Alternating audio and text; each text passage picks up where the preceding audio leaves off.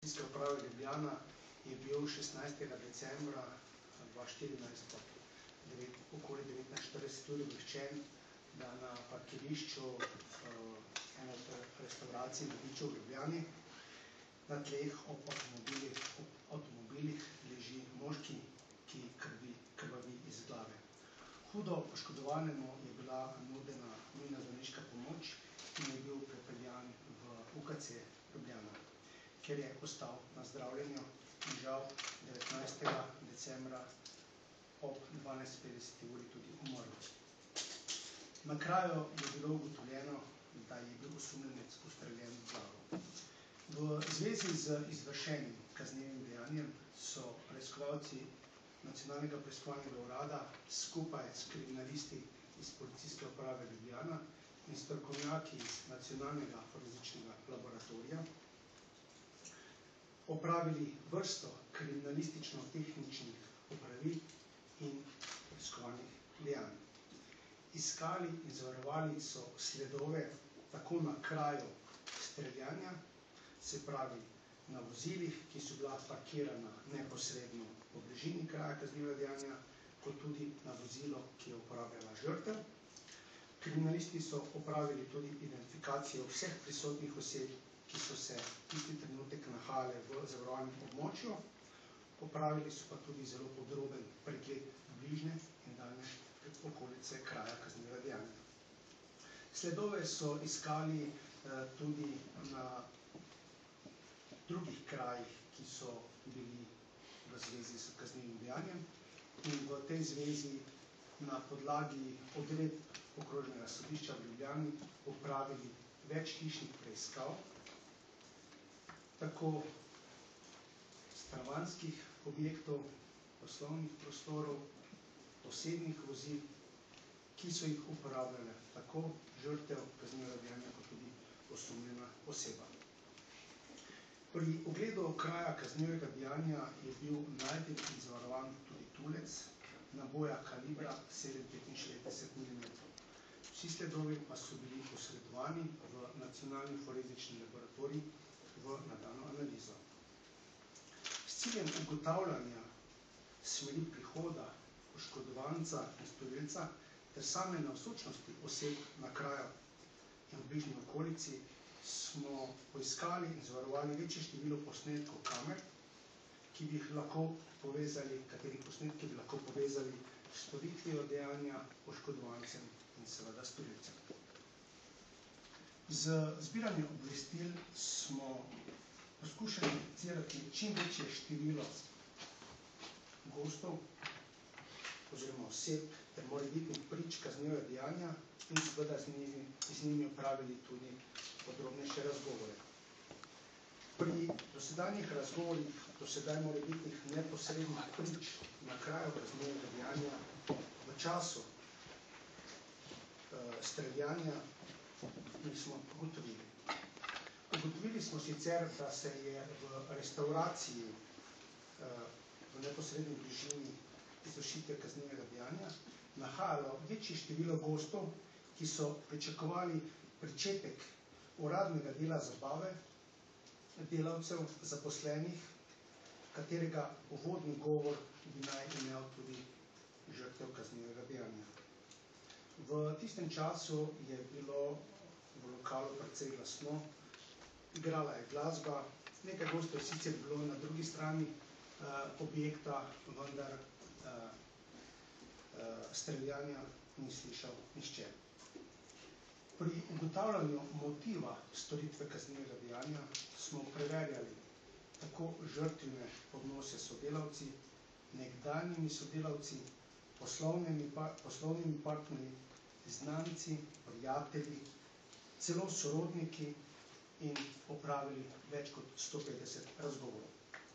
Preverjali oziroma pregledovali smo tudi poslovno dokumentacijo oziroma podrobnosti poslovanja inštituta, v katerem, ki ga je vodil ustreljeni, in ugotavljali možnost, da bi se lahko žrtvi kdo poskušal tudi maščevati, seveda v zvezi s poslovanjem inštituta. Vendar tega doslej nismo ugotovili.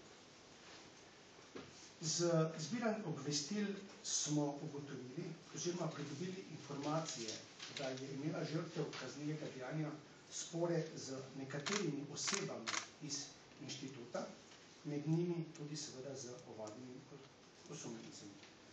Za vse osebe smo preverjali tudi alibije.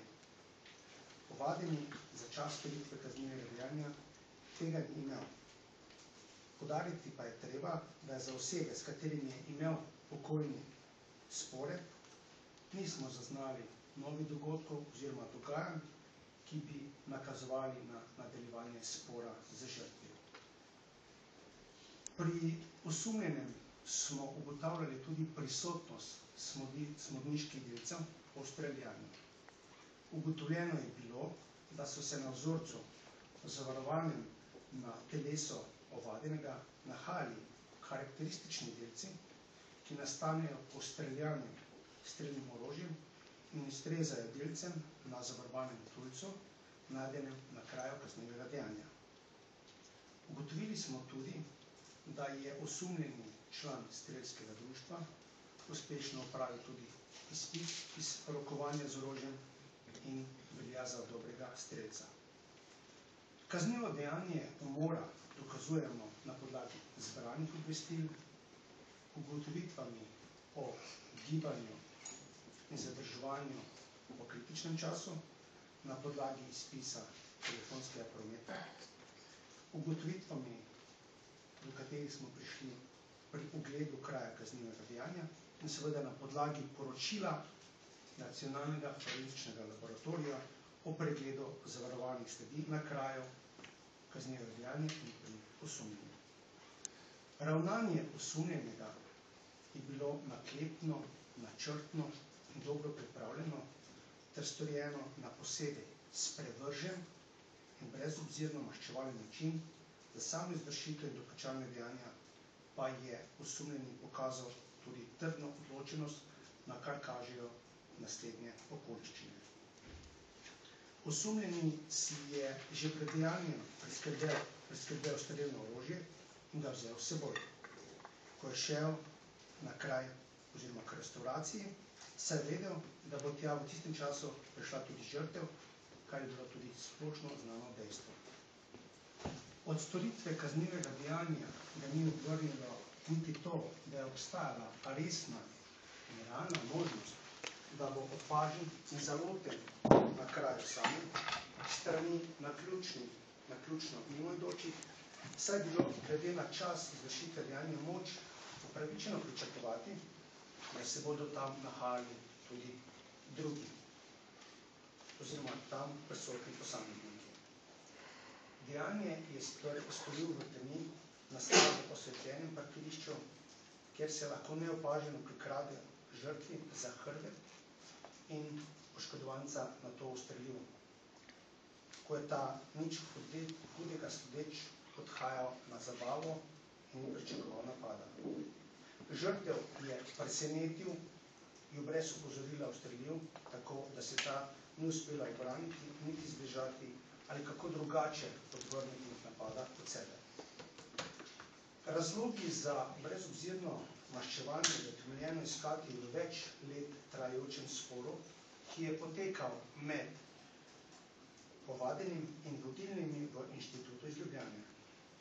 Ovadeni še v času, ko je bil zaposlen v inštitutu, prihajal pogosto v nesoglasja in nestrinjanja s predpostavljenim, zaradi česar je bil nenazadnje tudi odpuščen. V nadaljevanju je poskušal tudi na vsak način uveljaviti svoj prav in je zoper inštitut in seveda žrtev kaznivega dejanja vlagal različne kazenske ovadbe, sprožal različne civilne spore in podajal prijave na različne inštitucije in intenzivnost tega sčasoma tudi stopnjeval. Kljub vsem tem njegovim prizadevanjem v dosedanjih, lahko rečemo, legalnih pravnih prizadevanjih, ni bil uspešen, zato je posledično pri osumljenem prihajalo do osebne stiske, občutka nemoči in naraščajočega gneва in sovraštva do vodilnih v inštitutu in še posebej do žrtve kaznivega dejanja. Po dosedanjih ugotovitvah je osumljeni storil kaznivo dejanje umora, s tem, da je 16. decembra okoli 19:40 na parkirišču ene od restauracij na Viču v Ljubljani, potem, ko se je žrtev pripeljala z avtomobilom na parkirišče in se peš napotila v smeri restauracije, je osumljeni na zahrbten način in iz brezobzirnega maščevanja z neugotovljenim strelnim orožjem kalibra 7,65 mm dvakrat ustrelil žrtev v glavo. Pri tem se je oškodovani zgrudil na tla, osumljeni pa s kraja pobegnil. Zaradi dobljenih poškodb je žrtev, kot sem že prej omenil, umrl 19. decembra ob 12. uri v UKC Ljubljana. Osumljenemu smo 22. decembra odvzeli prostost in ga včeraj zvečer ob 22. uri privedli k preiskovalnemu sodniku zaradi utemeljenega suma storitve kaznivega dejanja umora. Preiskovalni sodnik je zoper njega odredil sodno pridržanje. Po našem mnenju vse naštete objektivne in subjektivne okoliščine utemeljujejo in upravičujejo realno in konkretno nevarnost, da bi osumljenec, vkolikor bi ostal na prostosti, uničil sledove kaznivega dejanja. Izpostaviti želimo, da gre v konkretnem primeru za izjemno zahtevno in kompleksno kaznivo dejanje z področja pa zoper življenje in telo, zlasti z vidika ugotavljanja in dokazovanja storilca in seveda motiva kaznivega dejanja, upoštevajoč dejstvo, da na kraju ni bilo prič in da na kraju ni bilo najdenega orožja. Preiskava še ni zaključena. V preiskavi je sodelovalo 80 preiskovalcev Nacionalnega preiskovalnega urada, kriminalistov in policistov iz Policijske uprave Ljubljana in Koper ter strokovnjakov Nacionalnega forenzičnega laboratorija. Preiskavo vodi in usmerja specializirano državno